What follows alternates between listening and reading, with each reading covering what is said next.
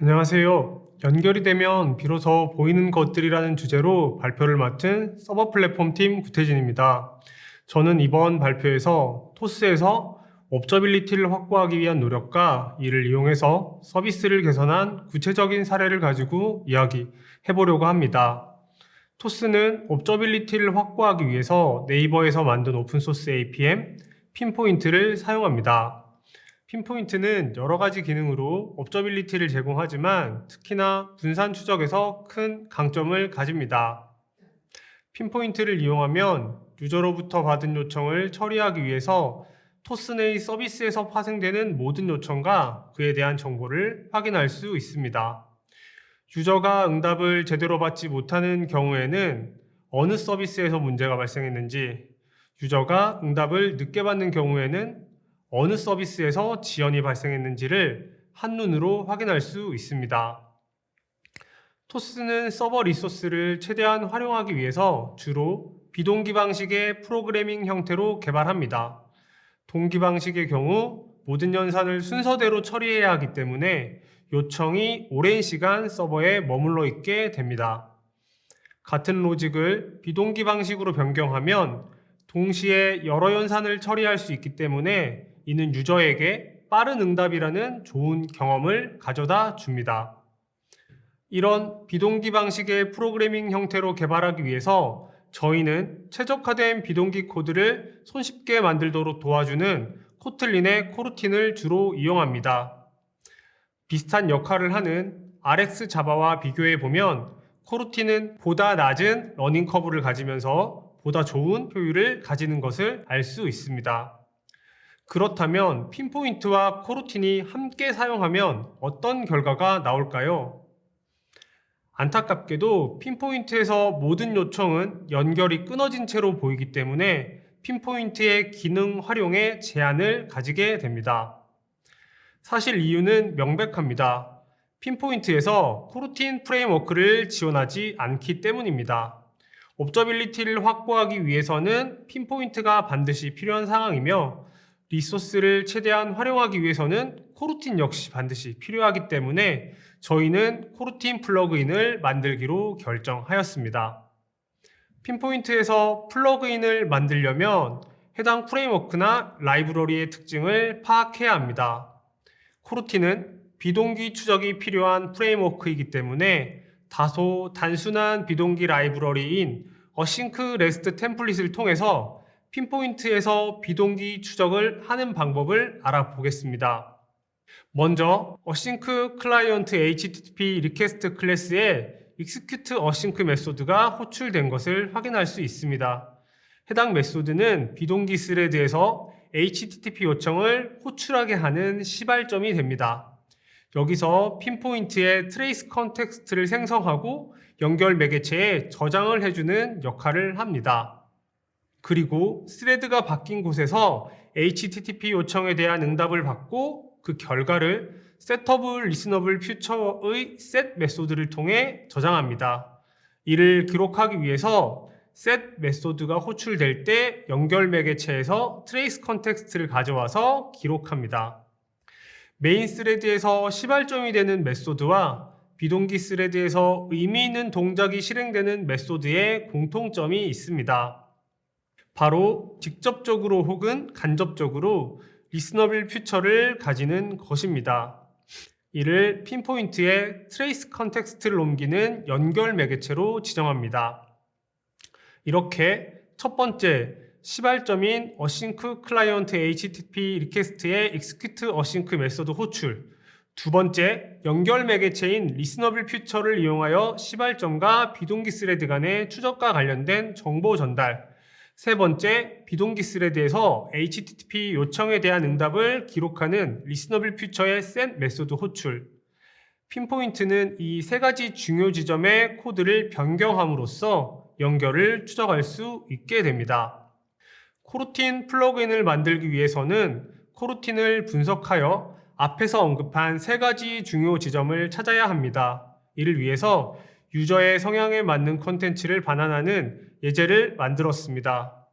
먼저 인자로 받은 유저 아이디를 이용하여 유저 정보를 조회하고 그 결과를 이용하여 MBTI 성향을 확인한 뒤에 MBTI에 맞는 콘텐츠를 가져옵니다. 마지막으로 가져온 콘텐츠와 유저의 정보를 연결하여 결과를 반환하는 단순한 메소드입니다. 동기 방식인 예제 코드를 코르틴을 이용하여 비동기 방식으로 변경하기 위해서는 메소드를 호출하는 지점과 메소드를 정의하는 지점의 변경이 필요합니다. 먼저 호출하는 지점에서는 상황에 맞는 코르틴 빌더를 이용해서 호출 메소드를 블락으로 감쌉니다. 메소드를 정의하는 지점에서는 선언부에 서스펜드 키워드를 포함함으로써 동기 방식의 코드가 비동기 방식으로 변경됩니다. 이러한 일이 가능한 이유는 코틀린 컴파일러에서 서스펜드 키워드가 선언된 메소드에 대해서 기존과는 다른 형태로 코드를 변형하기 때문입니다. 코틀린 컴파일러가 변경한 부분을 분석하기 위해서 코틀린 코드를 바이트 코드로 변경하고 이를 다시 자바 코드로 디컴파일하여 변형된 자바 코드가 어떻게 구현되어 있는지 확인했습니다. 논란이 있을 수 있겠지만 코르틴은 효율적으로 비동기 작업을 실행하기 위해서 한정된 스레드를 이벤트 루프 형태로 사용하여 스레드 풀 헬 발생을 최소화합니다. 이벤트 루프는 특성상 한 번에 많은 로직이 수행되지 않게 해야 하고 메소드 호출 시 인자나 결과값을 받는 방법이 정형화되어 있어야 하기 때문에 사용할 때 많은 제약을 가지게 됩니다. RX 자바는 이런 제약을 가진 채로 이벤트 루프를 이용하여 비동기 방식으로 동작하게 하는 프레임워크입니다. 그렇지만 이런 근본적인 문제를 가지기 때문에 RX 자바로 개발을 하는 것은 매우 높은 난이도를 가지게 됩니다. 변경된 예제 코드입니다. getContentByUser라는 메소드는 getContentByUser suspendImp이라는 메소드로 변경되었고 가장 첫 부분에는 컨티뉴에이션을 재정의하고 몇 가지 변수와 몇 가지 메소드를 실행하는 invoke suspend 메소드가 구현된 것을 확인할 수 있습니다. 재정의하고 있는 continuation 인터페이스는 코르틴 컨텍스트를 프로퍼티로 가지고 동작을 재개하는 resume이드라는 메소드를 가집니다. continuation의 재정의 이후 스위치문을 만나게 되는데요. 이 코드의 중요 부분은 라벨의 값에 따라 실행되는 동작이 나뉘어지는 것입니다. 라벨의 값이 0일 경우 유저 정보를 조회하는 로직을 1일 경우 유저 객체를 이용하여 MBTI를 가져오는 로직을 2일 경우 유저의 MBTI에 적합한 콘텐츠를 가져오는 로직을 3일 경우 유저의 정보와 콘텐츠 정보를 연결합니다. 즉, 하나의 메소드에서 라벨의 값에 의존하여 실제 실행되는 동작이 나뉘게 되었습니다. 케이스 구문을 더 자세히 살펴보면 각 분기에서는 컨티뉴에이션 인터페이스의 재정의 부분에서 선언된 변수를 이용하는 것을 알 수 있습니다. 케이스 0번에서 getUser 메소드를 호출하고 그 결과를 컨티뉴에이션의 리절트 변수에 저장합니다. 케이스 1번에서는 저장된 리절트 값을 컨티뉴에이션의 유저 변수에 저장하고 getMBTI 메소드를 호출할 때 이를 사용합니다. 그리고 결과를 다시 컨티뉴에이션의 리절트에 저장합니다. 케이스 2번에서는 저장된 리절트 값을 컨티뉴에이션의 MBTI 변수에 저장하고 getContents 메소드를 호출할 때 이를 사용합니다. 그리고 결과를 다시 컨티뉴에이션의 리절트에 저장합니다. 케이스 3번에서는 bind contents with user 메소드를 호출할 때 필요한 인자 모두를 컨티뉴에이션의 변수에서 가져와서 메소드를 호출합니다. 이처럼 최초에 재정이 된 컨티뉴에이션 객체는 메소드 실행 시 필요한 변수를 선언하고 변수가 필요할 때는 이를 제공합니다. 변경된 메소드로 인해서 기존 호출 방법의 변형이 발생합니다. 메소드가 가지는 동작은 여전히 이전과 동일하게 4가지지만 호출할 경우 4가지의 동작이 실행되는 기존과 다르게 4가지의 동작을 실행하기 위해서 라벨의 값을 변경하면서 4번을 호출해야 하는 형태로 변경되었습니다.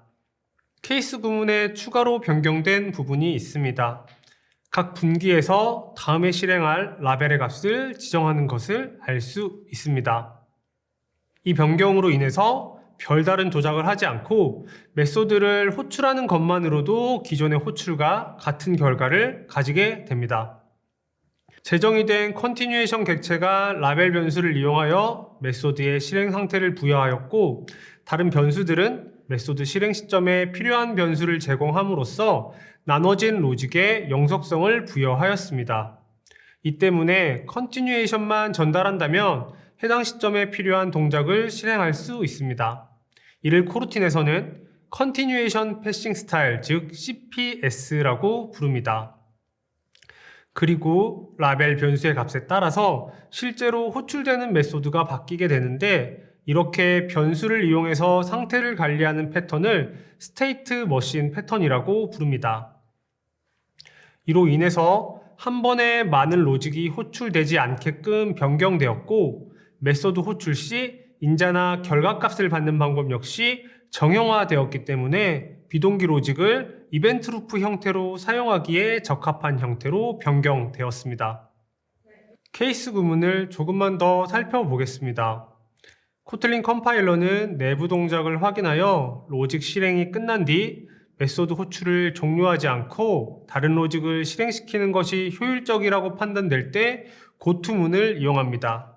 이 경우 객체 생성과 연산을 생략할 수 있기 때문에 보다 효율적으로 동작합니다.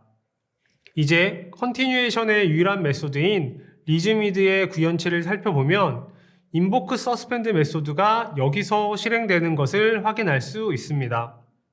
주목할 부분은 인보크 서스펜드의 결과값으로 코루틴 서스펜드 정적 변수를 반환하는 경우 즉시 실행을 종료하는 것입니다.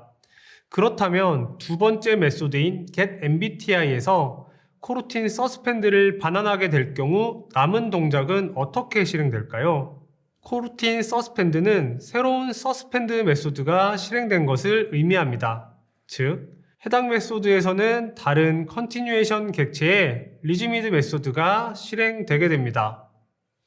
새로운 컨티뉴에이션의 인보크 서스펜드 메소드가 실행이 종료되면 해당 컨티뉴에이션이 완료되고 변수로 가지고 있는 컴플리션 컨티뉴에이션이 실행 가능한 객체인지를 확인합니다. 실행이 가능한 경우라면 커런트 변수를 컴플리션으로 대체하고 다시 인보크 서스펜드 메소드를 실행합니다. 여기서 기존의 컨티뉴에이션이 실행하지 못했던 동작이 다시 실행됩니다. 이제 코루틴의 호출 지점을 살펴보겠습니다. 예제에서는 어싱크 빌더를 사용하였는데, 이같이 코루틴을 활성화하는 launch, async, with context, with timeout, run blocking과 같은 함수들을 코루틴 빌더라고 부릅니다. 빌더를 실행할 경우 새로운 코루틴 객체를 생성하고 스타트 메소드를 호출하여 생성된 객체를 실행시킵니다. 실행되면 내부에서 몇몇 메소드가 체인 형태로 실행됩니다. 인터셉티드 메소드에서는 코루틴 인터셉터의 기능을 현재 컨티뉴에이션 객체에 추가합니다. 일반적으로 이곳에서는 수행할 동작을 비동기 스레드로 전달하는 기능을 부여하기 위해서 컨티뉴에이션 객체를 디스패치드 컨티뉴에이션으로 감싸는 작업을 합니다. 디스패치드 컨티뉴에이션은 생성자로 코루틴 디스패처를 받습니다. 그리고 리즈미드 메소드를 이용하여 컨티뉴에이션을 실행시킵니다.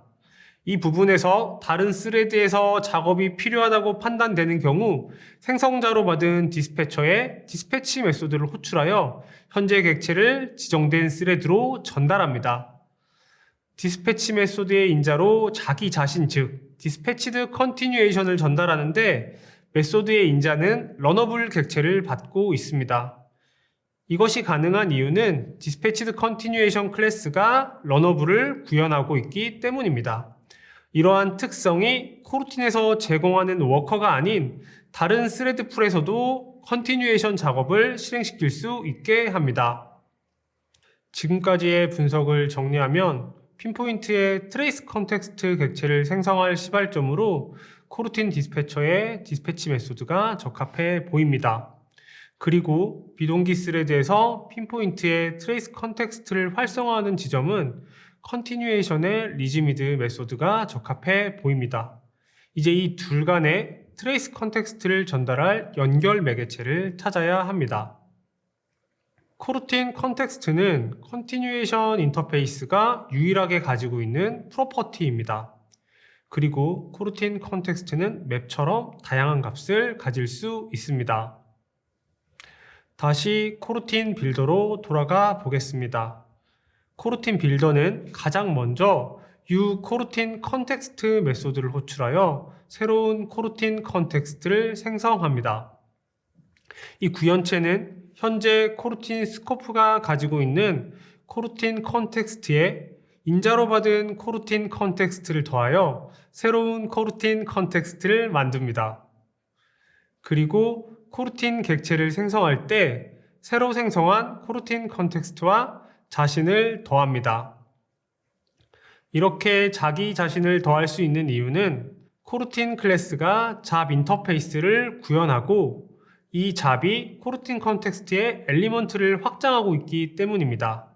즉, 패런트 컨텍스트에 this를 더하는 것이 패런트 컨텍스트에 잡을 더하는 것이 됩니다.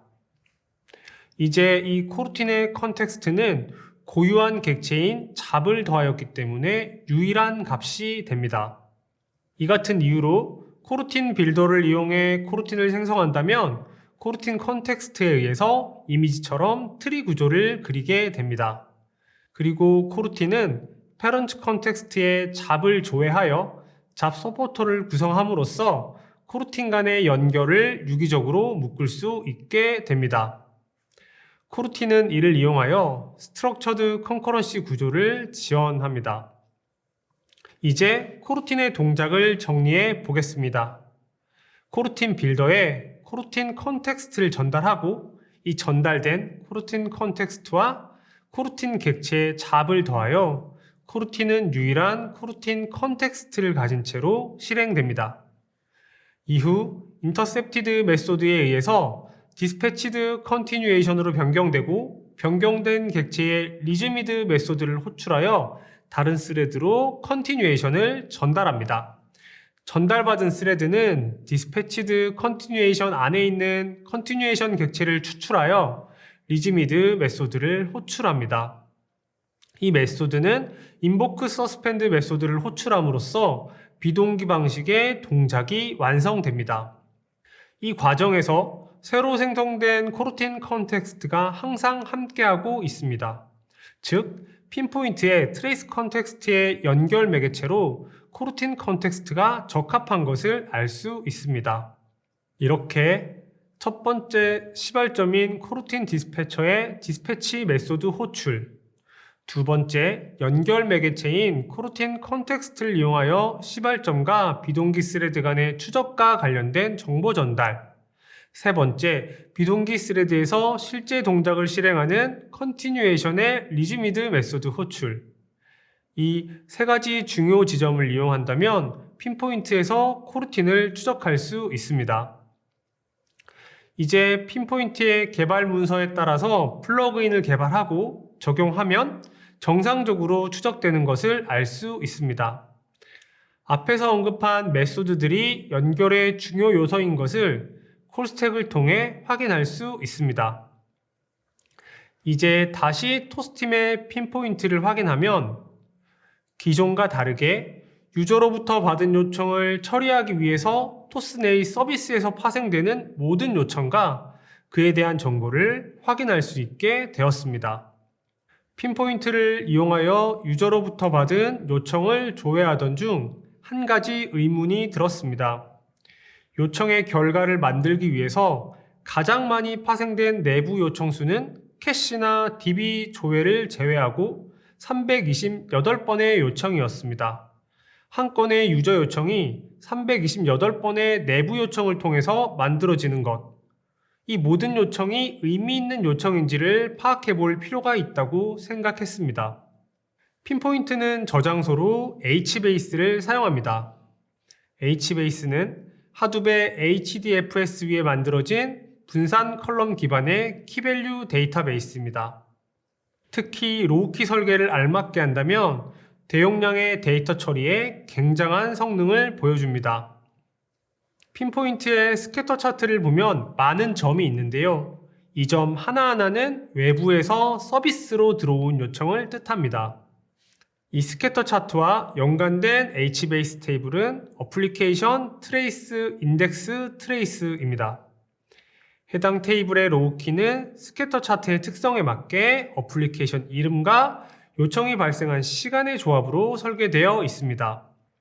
어플리케이션 네임과 데이터를 조회할 시간 범위를 지정하면 로우키의 설계의 의도에 맞게 굉장히 효율적으로 데이터를 가져올 수 있습니다. 이를 활용하여 수십만 건의 요청 정보를 획득하는 것도 수초 내에 가능합니다. 이 테이블에는 두 가지의 컬럼 패밀리가 있습니다. 첫 번째, 인덱스 컬럼 패밀리는 스캐터 차트에서 점을 표현할 수 있는 정보를 가지고 있으며 이를 이용하여 스캐터 차트를 그리게 됩니다.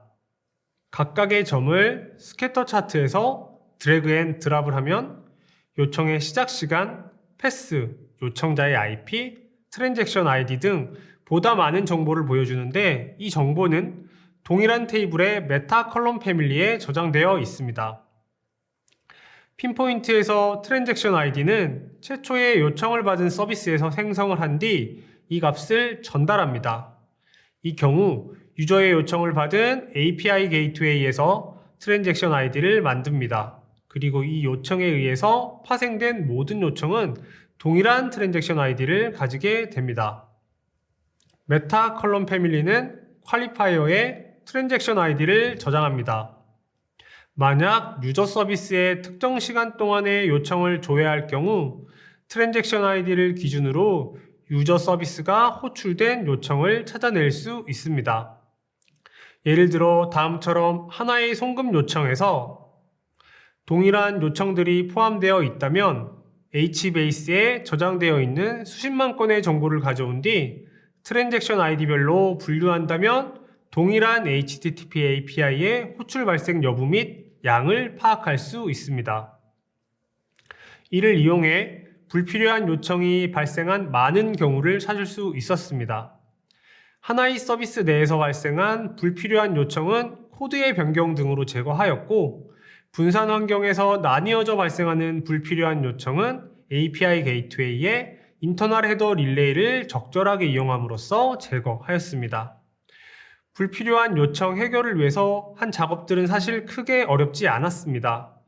그렇지만 실제 서비스 개발이 완료되고 잘 동작하기 시작하면 내부 동작에 대해서 신경을 쓰지 않게 되어 비효율적인 형태로 방치되는 경우가 많이 있는데요.